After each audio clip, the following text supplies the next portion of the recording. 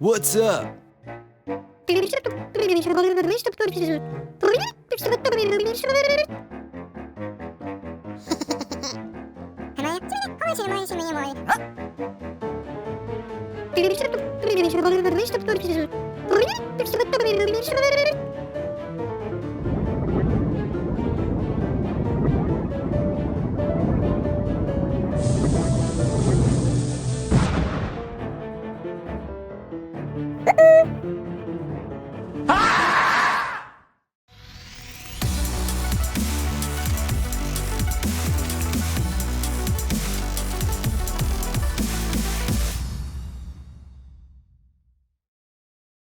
올라! 도입니다. 반갑습니다. 드디어 인텔에서 연락이 왔습니다. 네. 뭐 그동안 사실 인텔 쪽이랑 뭐 연락이 안 되었던 건 아니지만 인텔에서 직접 이렇게 숙제를 준 건 처음입니다. 네, 맞습니다. 오늘 영상은 협찬을 받아서 진행된 영상입니다. 그리고 인텔로부터 이 소정의 비용을 받았습니다. 자, 그런데 인텔에서 이 1700K CPU를 리뷰를 해달라고 했는데요. 사실 1700K 리뷰는 제가 예전에 했었거든요. 그래서 어떤 컨텐츠를 만들면 좋을까 좀 고민을 해보다가 동영상 편집과 스트리밍 그리고 게이밍까지 처리할 수 있는 PC를 조립해보는 게 좋을 것 같다라는 생각이 들었습니다. 그래서 오늘은 인텔의 1700K 협찬 리뷰를 빙자한 여러분들과 함께 알아보는 스트리밍, 영상 편집, 그 다음에 게이밍 성능을 이렇게 아우르는 고성능 PC의 견적 및 조립 그리고 성능 테스트를 진행을 해보도록 하겠습니다. 그렇잖아요.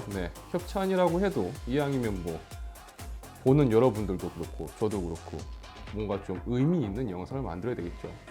자, 그럼 제가 나름 고민을 해서 준비한 부품들 하나씩 살펴보도록 하겠습니다. 자, 오늘 PC의 메인이죠. 인텔 1700K CPU입니다. 이 코잇에서 유통하고 있는 이 정품 CPU를 보내줬습니다. 자, 10세대가 출시가 된 후 이 1700K의 포지션에 대해서 궁금해하시는 분들이 많았는데요. 저도 출시 후 리뷰를 하면서 말씀을 드렸었지만 9세대 9900K의 포지션에 이 성능적인 부분은 좀 더 향상되었다라고 보시면 되는 제품이 10세대 1700K라고 보시면 될 것 같습니다. 이 8코어 16스레드의 터보 부스트 작동 시 올코어 5.1GHz의 클럭 스피드를 가지고 있는 제품이기 때문에 이 성능적인 부분에서는 오히려 9세대 9900K보다 더 높다고 볼 수가 있겠죠. 이 베이스 클럭 역시 3.8GHz로 9세대 9900K보다도 이 클럭 스피드가 올라갔습니다. 자, 어쨌든 그렇기 때문에 가격적인 부분에서는 9900K보다 이 녀석이 훨씬 더 메리트가 있고 또 성능적인 부분에서는 좀 더 향상된, 그래서 영상 편집과 스트리밍 그리고 게이밍에 있어서 상당한 이점을 가지고 있는 CPU가 1700K라고 보시면 되겠습니다. 이번에는 이 CPU 숙제하는 겸 제작하는 컨텐츠라서 제가 이 부품을 저번에 제가 뭐 1400 가성비 PC 조립할 때처럼 따로 막 이렇게 구입을 많이 하진 못했어요. 일단 구입하는 거는 구입을 했는데 뭐 나머지 부분들은 제가 가지고 있는 것들 중에서 골라서 부품 구성을 해봤습니다. 자, 보드는 보시는 것처럼 ASUS 터프 게이밍 Z490 플러스 모델을 준비해봤습니다. 자, 일단 1700K는요 CPU 성능을 제대로 사용하기 위해서는 어쩔 수 없이 이 G490, 그러니까 Z490 칩셋 보드를 사용을 해야 합니다. 만약 오버클럭까지 염두를 하고 있다면 어느 정도는 이 전원부가 튼튼한 제품을 사용하는 걸 추천드립니다. 물론 이 보드는 제가 하나의 예로 보여드린 거고요. 만약 보드 부분에서 좀 더 금액적인 부분을 세이브하고 싶으시다면 이 10페이지 이상의 전원부를 가지고 있는 제품이 한 17, 18만 원대 제품이 있으니까요. 뭐 편하신 대로 고르시면 됩니다. 자, 메모리는 영상 편집을 염두를 해뒀기 때문에 삼성의 2666MHz 16GB 메모리를 2장을 준비했습니다. 이게 현금 최저가로 11만 원대가 나오던데 그냥 게임만 하실 거면 8GB 2장에서 16GB로 구성을 해서 사용을 하시면 되지만 뭐 편집은 메모리 용량이 많을수록 좋습니다. 특히나 1700K면 4K 영상 편집이 가능하기 때문에 최소 32GB 정도는 구성을 해주시는 게 좋다고 생각이 됩니다. 자, 스토리지는 이 영상 편집 부분을 염두로 하고 있다면 꽤나 중요해집니다. 그리고 이 영상 편집 시에 캐시 파일을 생성한다든지 또 고용량 파일을 읽고 써야 하기 때문에 아무래도 M.2 SSD를 사용하시는 게 좋습니다. 당연히 읽기 쓰기 속도도 굉장히 중요합니다. 현재 가장 가성비 부분에서 좋다고 할 수 있는 이 PM981A 512GB를 저는 준비를 했고요. 요거는 병행 수입의 경우는 한 85,000원 정도 합니다. 자, 그리고 그래픽 카드인데요. 저는 요거를 준비했습니다. 저번에 리뷰 때 한번 보셨던 제품이죠. 따로 또 새로 또 구입하기가 좀 그렇더라고요. 이 영상 편집을 할 때 이 그래픽 카드를 좋은 걸 써야 한다, 아니다, 이런 이야기가 많은데요. 최근 프리미어 프로나 어도비 프로그램에서 엔비디아 쿠다 프로세서를 지원을 하면서 분명히 그래픽 카드 성능이 좋으면 작업성에서 유리한 건 맞습니다. 하지만 이게 게임처럼 극단적인 게 아니라서 정말 단순하게 편집만 하실 거라면 어느 정도 이 게임 성능 감안해서 GTX 1660 슈퍼 정도여도 저는 충분하다고 생각이 됩니다. 자, 만약 QHD 이상의 해상도를 사용하는 모니터가 있고 또 그 모니터가 고주사율 모니터다. 그래서 나는 좀 더 높은 게이밍 성능을 필요로 한다라고 생각하신다면 RTX 2070 슈퍼 정도가 아마 좋을 겁니다. 하지만 만약 지금 조립을 한다면 RTX 3000 시리즈가 조만간 나올 예정이기 때문에 썩 추천하기는 좀 애매하지 않을까라고 생각이 듭니다. 자, 그리고 파워가 필요하겠죠. 제가 이번에는 파워를 따로 구입하지를 못했어요. 그래서 제가 테스트용으로 가지고 있는 파워를 이 시스템 조립에 사용을 할 건데, 이 시스템에서 만약 파워를 사용을 한다면 저는 일단 650W 이상 제품을 사용하는 걸 추천을 드립니다. 특히나 향후 RTX 3000 시리즈를 염두로 하고 있다면 최소 700W 이상의 파워를 사용하시는 걸 추천을 드리고요. 700W에서 80 플러스 스탠다드 제품들의 경우는 5만 원대 제품들이 있으니까요. 그렇게 구성하셔서 사용하시는 것도 좋을 것 같습니다. 이제 쿨러와 케이스가 남았습니다. 공랭 쿨러를 사용을 했으면 좋겠다라는 이야기들이 있어서 저번에 그런 말씀들이 많더라고요. 그래서 이번에는 공랭 쿨러를 사용을 할 겁니다. 에픽 120 ARGB라는 이 모델입니다. 이 제품이 2만 원대 제품인데 성능이 어떨지는 모르겠는데 일단 저는 감성 때문에 이걸 선택했고요. RGB가 이뻐 보이더라고요.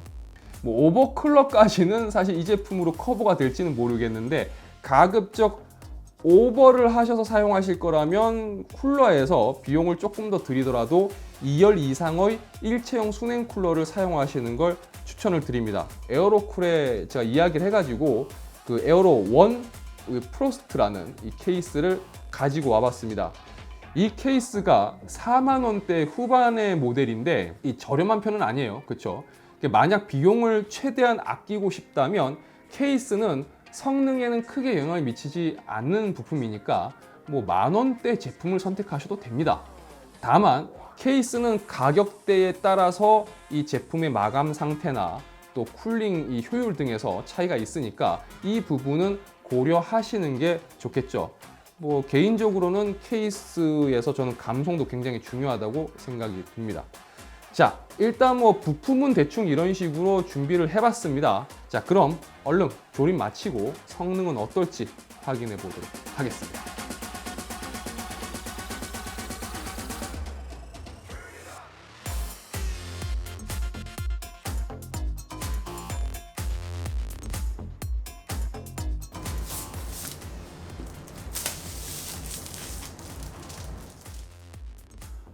자, 이렇게 조립이 마무리가 되었습니다. 조립하고 보니까 이 케이스 디자인이 꽤 괜찮아요. 오랜만에 이제 올 블랙을 보는 것 같은데, 그리고 보시는 것처럼 RGB 펜이 많아서 감성도 괜찮은 것 같습니다. 이 쿨러도 오랜만에 제가 공랭 쿨러를 사용을 해봤는데 썩 나쁘진 않은 것 같습니다.